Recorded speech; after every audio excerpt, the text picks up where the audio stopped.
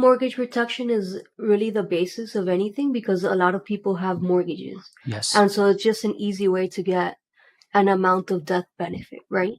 But there's other things to look at when we look at life insurance, right? There's also covering income, for example, like a multiple of income. And then something that I think a lot of people are interested, especially with so much volatility in the market, is being able to create almost like to supplement whatever you're doing for retirement using life insurance, right? But that's more of a permanent type of plan and it has to be properly structured. So I see that a lot with like self-employed people that maybe don't have a 401k or, employee benefits and things like that.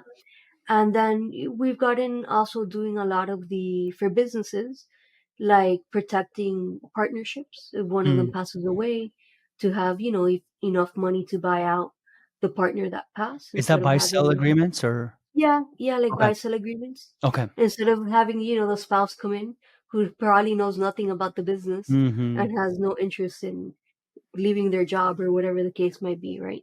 Um, so yeah, I think it's all life insurance, just different ways, different things